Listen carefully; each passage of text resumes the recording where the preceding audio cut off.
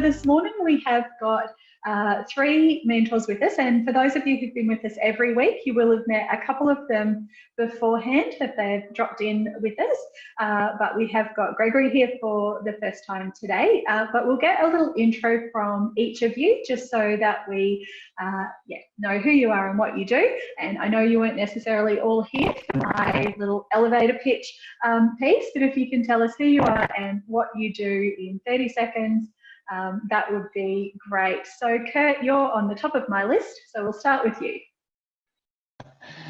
Thanks very much, Joy. Yeah, I popped in, I think about week 2 or whatever, but once again, Kurt Alexander, I'm the founder of Quick Safety. It's a 4-year-old startup, originally started up in the Toowoomba region. They're at Canvas Co-working, and so yeah, we deal with electrical compliance and safety. So we ensure that every electrical job is safe and compliant, and it's also completely transparent all the way from the electrician all the way to the asset owner. So we've raised a fair bit of money, and we're out in our current raise round for $2.3 million. So that's where we're at today. Awesome, thanks Kurt, and yeah, good luck with that, and well done on everything you've achieved so far. And we love it when you say that you started here, so yeah, that's always good for us. Yay! Wonderful, thank you. Gregory, we might jump to you. A little intro from yourself. Oh, you're on mute still at the moment. There we go. You're at the beach. Thank nice. you. That's my patrol beach. Yes, hello everyone. My name's Greg Lee. I'm with GHD Digital, and specifically the area called D Lab. I work in an area called innovation, commercialization, and what I call new venture creation. And so I've been around working with startups and scale-ups for too long now, 20 years almost now. And I'm very happy to be here to help people out with their pitch, preparing their pitches. And hello again, Kurt. Haven't seen you in a while, so nice to catch up again. Awesome, thanks Gregory. And I imagine over 20 years you've probably heard more than your fair share of pitches, so I'm sure you'll have some great advice and suggestions for the teams as they start their journey. And we've got Angela back with us again. So hey Angela, a little intro from yourself. Yeah, sure. Hi, everyone. So I'm Angela at Schneider. I'm in the Smart Grid team, also used to run the innovation function with Hackathons Australia and Hackathons International. When I first started doing hackathons, I was purely using hackathons as a way to practice my pitching and communication skills because I had studied communication, so have done hundreds of pitches, and yeah, now have a pleasure of helping judge them. Awesome, thanks Angela, and that's why you're here with us today. So Angela does have a lot of experience there, and obviously pitching is a huge part of hackathons and startup weekends, which we love to run and be part of, and it's always great to hear people learn how to pitch and see them evolve. So that's the other thing, is that it's a constant evolution, and I'm sure, Kurt, you can probably attest to this, that if you acknowledge where you were when you first started on your journey 4 years ago and the different types of pitches. I know you've pitched at lots of different events and competition pitches, but also obviously now pitching for investment funds in different ways as well. Do you want to just share with us, I guess, some of the key things that you've learned through your time of evolving your pitch? Sure, no worries. Yeah, I mean, as a founder, when you start out, I had this unrealistic vision that I would create this pitch. I had a lot of great pitch coaching, and everybody seems to have a different level of what they expect you to pitch at. And I thought, well, I can take and culminate all of that, and I'll end up with this one perfect pitch, and that's the pitch I'll use forever and a day. Let me tell you, that is not the case. You will have multiple pitches. I would hate to gather what kind of pitch deck I'm up to now. It would be probably in the 40s or 50s, probably at least. So yeah, it's an evolving process. So I guess some of the things, some of the key points, and I can dig into them a little bit later or during the actual time one-on-one, but there's a lot of things that get thrown at you, and you've got a lot of great coaching there with Joy and Dave, but just some points that I've taken along the journey with ourselves in pitching is be on time. If you're expected to pitch somewhere at some event, be on time, be prepared, have all your stuff together. Don't be fluffing around trying to find stuff, because that's your initial perception. The people who are actually on the panel and the people who are in the audience are actually watching you prepare and get ready for that. So be on time, be prepared, relax. It's very nerve-wracking standing up and talking to a lot of people, and I fully understand that. But if you're not the person to do that and to do that comfortably, find somebody else in your team that is, and let them do that. It's about relationship. So we can go way deep into that one. Keep it simple. Joy mentioned before about the technical aspect, and especially with my product, in my early days, I started to pitch way too technical because I just assumed everybody knew what a circuit was. I assumed everybody knew what compliance was. So keep it simple. Pitch questions, we'll probably get into that later as well. And your pitch decks, you'll have a lot of different pitch decks. It'll always be changing. Keep it real and relevant to what you're actually talking about and who you're talking to, whether it be your investors, whether it be just a general competition, or whether it be a focused competition, or whether it be just someone else in the room that you're pitching to. And probably one of the biggest things is you have to realize that there's a lot of different people who you're trying to get the ear of. And those people are being bombarded by hundreds, if not thousands of people. So have this question in the back of your mind when you're pitching: how will they remember me? And if you can make them remember you, even if they don't remember all of what you're doing, if you can get them to remember you, that's a huge asset in your arsenal. Awesome, thanks Kurt. And I know I've witnessed your pitch evolution over a few years and can definitely attest to seeing it change and target those in the audience that you're pitching to. So it's been a great journey to witness, and I know you've had some great success with some of your pitches, particularly competition pitches, and obviously now in raising. So that's really good. Thank you, and great advice about being organised and on time. Gregory, I might jump to you. So in your experience of, I imagine, hearing a lot of pitches, but also having the opportunity to pitch as well, is there something that you have found, I guess, people do that you really wish they wouldn't do? So in their pitch, you know, they're coming to you and you kind of go, please don't do that in a pitch? I guess the first thing is I'd just pick up where Kurt was talking and yourself was talking about, keep it simple, because people are time poor, particularly people who you're trying to pitch to, and if you're pitching for finance or investment. And again, just to reiterate what everyone else has said, these people receive literally hundreds, if not thousands, of requests to deal with. So you have to think about yourself as being a forest, and you want to be the tree that stands out. So one of those ways is just by keeping it simple and to the point. A lot of it, again, a lot of people have already spoken to, is about being prepared. There's a couple of things people need to think about in preparing. When you're preparing your pitch, you really need to think about those key messages, which have kind of been laid out already by Joy's the 12-slide template, but really have in your mind what your key messages are. So you should have between 3, maybe 5 at the most kind of key messages. And what I mean by that, that really drives what you're pitching to your audience. So those, whatever you're saying is really couched around those 3 to 5 key messages. And sometimes it's actually not an easy task to distill that out. So that's part of the preparation and planning for that.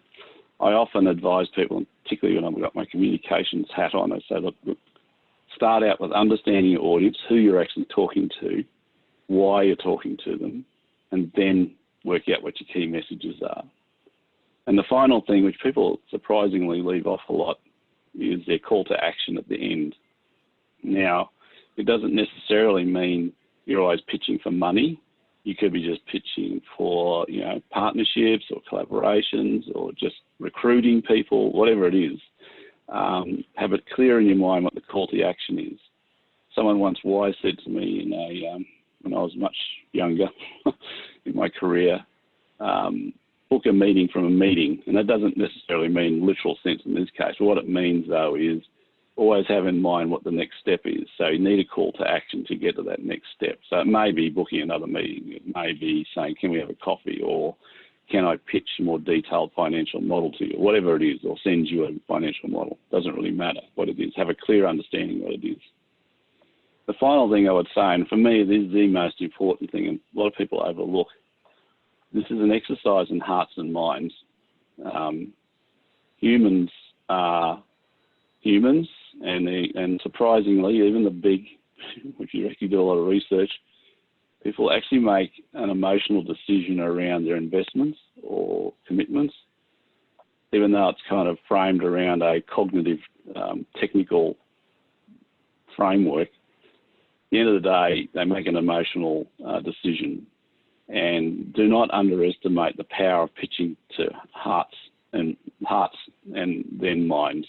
So it really is connecting with people. I guess it relates to Kurt's comment around relationships.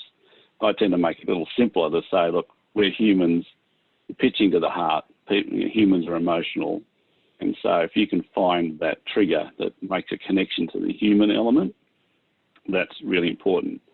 And I often advise people, this comes back, this is an educational term from when I was a teacher, is to always start with what they call an anticipatory set. And what that means is it sets the audience minds into what you're going to talk about.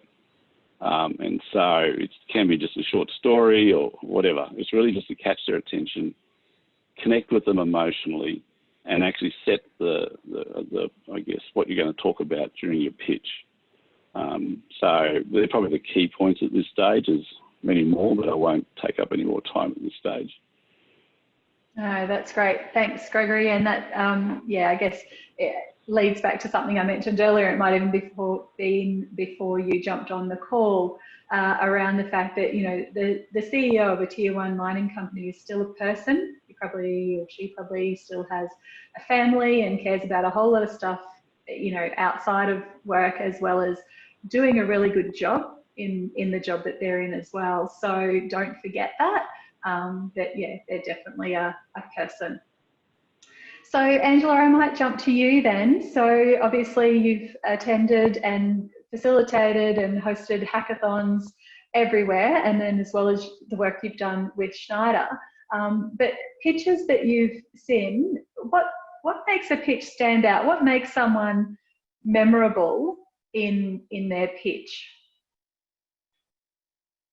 Yeah, so good question. When it comes to pitching, what makes things memorable, just sharing Greg's point, is that human element. And I think something that, like, for me, that stands out is if someone has experienced something personally and they really want to do something about it. For example, Exceptional, so Mike, the founder, so he has a son who has autism. And so the story that he tells is that, you know, I've got a great job now, but what about my son and his career and his future? I want him to have the same opportunities as every other child. And so the whole purpose around why Exceptional exists is because he faced a problem and this emotional connection with his son. And it's very relatable to a lot of parents out there, a lot of other people who may have children or know people with a disability. So I love how people, when people kind of come in and say, okay, this is something that I've experienced and I'm actually going to do something about it. And this is what drives me. And this is why I'm passionate. So I think that is the one key thing. The second key thing is that they've thought about kind of the network and what are the processes and what kind of gaps there are in the market. A lot of people say, oh, I do this and I do this and I do this. And I'm like, okay, but who are your competitors? How do you differentiate yourself with others? And why would we choose you? So for example, with Uber, when they first started out in London, they kind of went, okay, there are mini cabs that are available, there are taxis, there's public transport and la-di-da-di-da. But there's not a given service where you can actually see who's going to be coming, and you also know their reputation, or like there's a review on who the drivers are. And safety was a key issue that Uber kind of was trying to kind of dig into. So that differentiating factor, like a lot of people say, oh, there are no competitors out there when we ask them that question.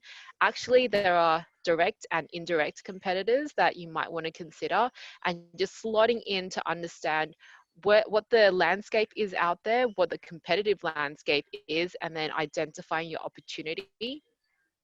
That's something that I also look for. And then a lot of people, I don't know, but like a lot of hackathon pitches, a lot of people pitch and say, oh, we're a not-for-profit company, la-di-da-di-da. I'm like, yes, that's great, but how are you going to make yourself sustainable and profitable? So when it comes to investments, even we do this at Schneider when we run our innovation programs, is if we're going to invest $5,000 in you, we're going to expect at least a $50,000 return on investment over the next 12 months. So tell us, what the investment is, or what you need, whether it be not just money, but as we said before, like recruiting, skill sets, network, sponsors, or whatever else it is. Let us know what you need and tell us the ask, and understand who we are as investors and how we can help you. And so I don't know about you, but when I kind of look into doing all these investors and seeing, when I'm pitching, I always go, who is an investor? Who is an investor? Kind of just research the crap out of them, like go on Google, go on Facebook, go on LinkedIn, go on every single platform that I could think of, and just try and get to know the person very well and see how we could help them on their journey. And yeah, I think that will be the three key things for now. Wonderful. Thanks, Angela. That's great. And I think where you have that opportunity to know who's in your audience and really get to a point where you can talk about something that you know they're interested in and it's going to help them achieve something they want to achieve, it's a great place to be. And it just makes you feel a better, connection with that person as well. Probably the similar thing, and in reverse of that, is if they are not a good alignment for you and your business, then perhaps don't waste your time pitching them in the beginning. If you're a company that's focused on environment, and you see that this person invests in companies that don't align with you, then perhaps they're not going to be the right person. So there's a lot of things that go both ways for the research side of who you're talking to. So for this type of pitch, a demo day pitch that we're looking at next week, I'm really keen, and Kurt, I'll jump to you on this one because I know you've done quite a few demo day pitches, having been through a number of different accelerator programs and incubation programs. When you're approaching your demo day pitch and thinking about what your ask is, when it's going to be quite a broad, diverse audience, how do you start to narrow that down in how you make your ask? Yeah, it's a good question. I mean, the ask, you have to be focal on your ask, but you don't want to exclude anybody as well. So on a demo day, you're actually trying to produce your product out to the market, maybe for the first time, and you're trying to get people's interest in it. But there should at a pitch, there should always be a primary point, similar to what Greg said. There should be a point to what you're trying to achieve. So in a demo day, figure out what it is that you're trying to achieve, what your ask really is going to be. Is it going to be for partnerships? Is it going to be for a co-founder? Is it going to be for a startup investment? What is it that you're actually trying to achieve? When you also think of that, also realize that don't try to stretch too far too fast. Take where you're at and enjoy the journey where you're at, and realize that when you do your demo day pitch, you're not going to ask for $1.5 million in investment. because you probably don't have a product in the market. You probably don't have your customer acquisition finished. You probably have a heap of things you need to take and do first. So make sure and always stay where you're at and pitch where you're at. Don't try to overreach your actual ask in where you're at, where the company's at today. Does that explain what you wanted, Joy?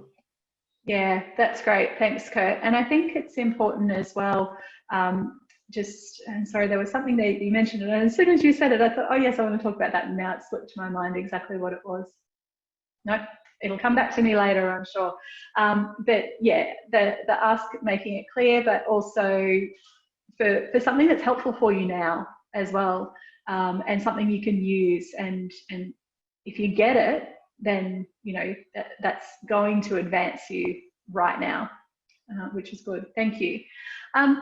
Gregory, I'm going to jump to you. So with the pitches that you've heard in the past, and when you're looking to engage with somebody, what's your preferred method? So if you've heard a pitch, and let's say it is at a demo day where maybe you don't have the opportunity to go up to that person immediately and ask your questions, how do you like to sort of, I guess, take that next step in post-pitch conversation? So what does that look like for you? You're taking from my perspective or the people pitching? No, from your perspective as someone perhaps hearing the pitch. Okay. So normally, as you know, people tend to crowd around people after a pitch and asking questions. So, look, I just do quickly introduce myself and take a 15-second introduction and say, look, I'm Greg Lee from GHD. This is what I do. This is our interest in this area. Here's my card. Can you call me? And I'd love to discuss what your idea a bit further. For me, it's a couple of things. One is it really tests their interest, that they're proactive in reaching out. I've done that so many times, and I would say I'd get probably less than 10% call me. And it really demonstrates to me that they're, I have to caveat what I'm saying is that I understand they probably do get a lot of people to talk to, but they should at least make an attempt to reach out, even if it's just an email, to say, okay, I got your card, thanks for hooking up, can we discuss further, whatever. For me, it's kind of a bit of a litmus test around their passion and investment in this process. And also, I guess, around understanding where they're kind of at and understanding the process. And I'm sure many people heard this story before about Disney having to visit 300 banks before he got a bank to support him. So, and often I tell people, look, it's a matter of turning over rocks, but you just have to turn over rocks. So if you get an opportunity, a rock handed to you, then perhaps maybe you should turn that rock over. So it's really about that, and it's part of a way of vetting, from my point of view, about vetting people I want to talk to. Not necessarily means that we're going to progress, but at least I have an understanding of that they're prepared to do that.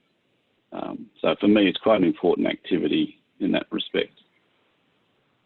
Great. And also if I don't connect with them directly, I'll also reach out to them through LinkedIn or through their email that they put up or should put up at the end of their pitch deck.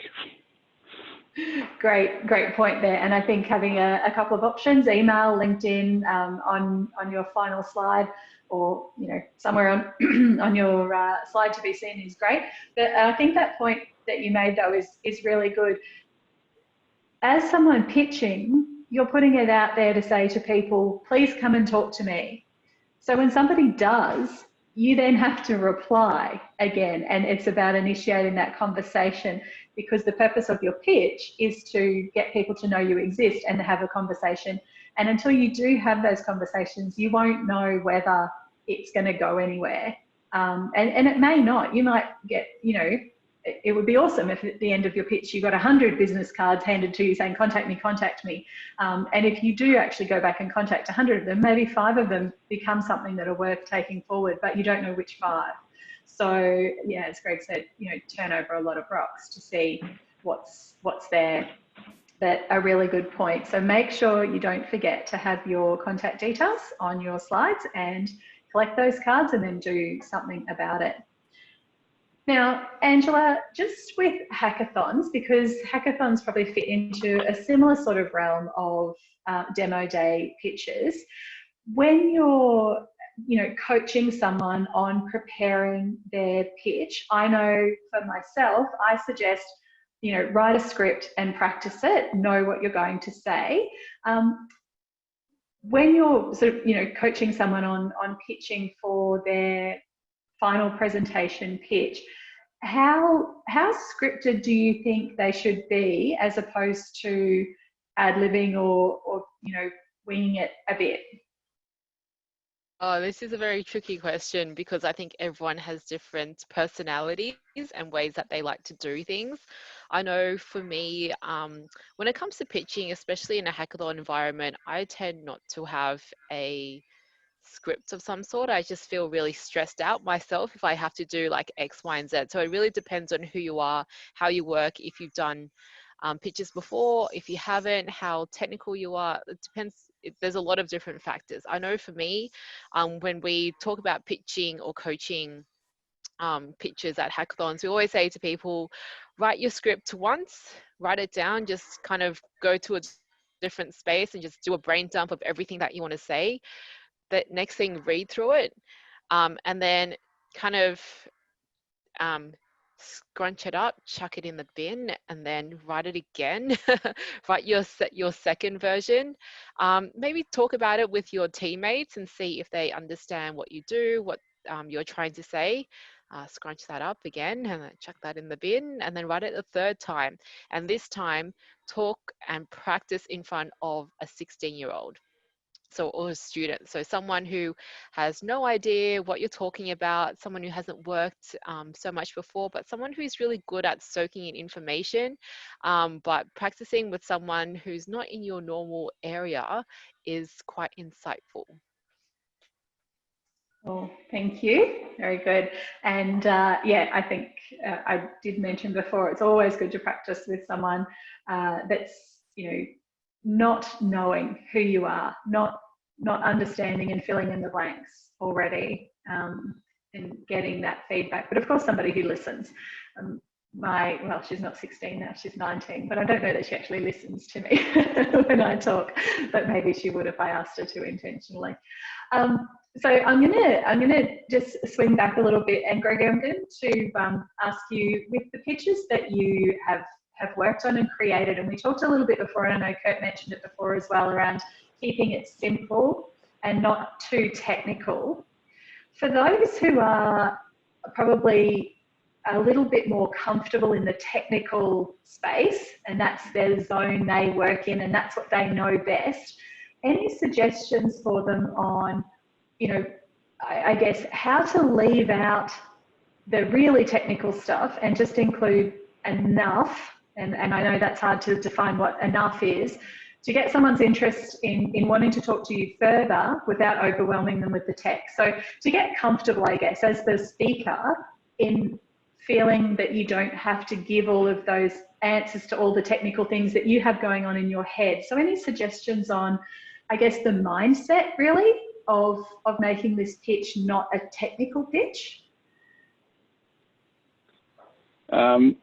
Yeah, so I used to work with a lot of, I kind of started my comms thread of my career in science communication, and they have a similar challenge in the sense that you've got these really highly technical researchers, but they need to convey what they're trying to say into a very simple and, I guess, considered way. So you've got a broader, like an audience who may not be technically as minded, or you don't want to overwhelm with technicalities in that sense. So the first thing I was advising was like, okay, let's distill it down as to actually what this thing does or what you're trying to do. So it really just comes back to the kind of like distilling it down to a key message around those sorts of things. So if you take like a mobile phone, for example, and just wind back to 2006 when I think the first iPhone came out. Imagine that Apple pitching the iPhone to whoever. So they're not going to get into the technical detail of how an iPhone works. What they are going to do is going to say, this is what it's going to do for you.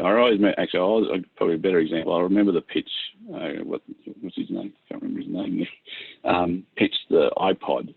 He started off with simply saying, imagine that you can have 1,000 songs in your pocket. Now that immediately evokes what this thing does. People aren't so concerned around the technical details of how it does it, but what he went on to explain was you're able to then download music, you're able to access his big library, all that sort of stuff. So while it's got that kind of technical framework around it, people understand what it's about. So in terms of technical information, I'd just start there. However, I would caveat it by saying that whenever you're pitching to any audience, you have about 5 different personality types in an audience. And one of those audiences will be a technical person, and they'll like more detail. And normally you wouldn't do that in the actual pitch part, like the first 12, 15-minute pitch. You might have a Q&A afterward. And so this is where teams are so important with your pitch.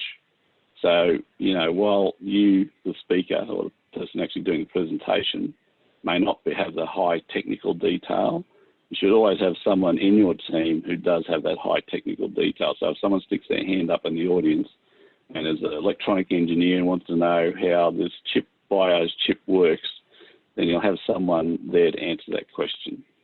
So normally the person doing the pitch does that kind of high level technical thing. I would not dive into the detail of how this thing technically works.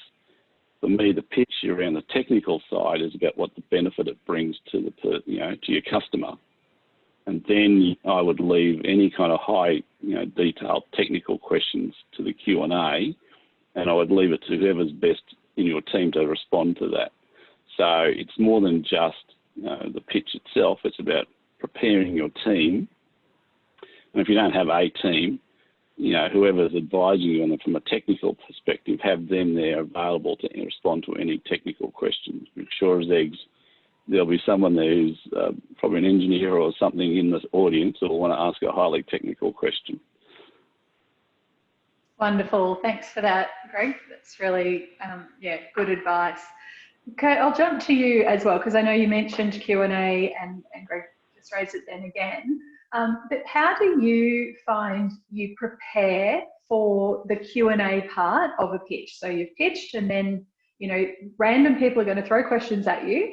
How do you prepare for that? Yeah, you have to know your subject, and exactly what Gregory said. I mean, if you only know part of your entire product, and that's everything, if it is a technical product, all the way from the technical aspect all the way to the functionality, to the operation, to the actual results. If you don't know that, you have to have people there to answer those questions. This is your chance, and a demo day pitch may seem like, oh, it's not that big of a deal, but this is going to be the starting catalyst for the interest for your product. So each one just kind of builds and levitates up to the next level, and get you doors open, get you invitations, get you all these different things that you have to be able to accept. But take and know the subject. You have to know your subject, exactly what Gregory said. It's imperative, because otherwise, the moment the actual audience feels that you don't know what you're talking about, you've lost them, and you will really never gain them back because they don't trust you. You have to know that material, and if you don't know it, don't make something up. I see in different pitches, I see people that would actually make something up, and it may sound good on the outset, but if you really think about it, you go, well, that's not really true, and that's not even possible. So that is a whole lot worse, and people really would love to hear honesty. If you don't know the financial forecast for the third year, if somebody specifically asks you what's your profitability in year 3 and you don't know that number or don't know a ballpark number for that number, just say, we have that information and I will get that and get that back to you, because that establishes credibility within yourself. So know your information and make sure that you have people within your team that you can cover off on every aspect of the product or the service. Great, thanks, Kurt. That's, yeah, good advice. And I think having that response, knowing as well at this stage in your journey, you know, you haven't probably got the answers to everything. And it's okay to say that. It's not okay to make something up that's bullshit because it just doesn't apply. So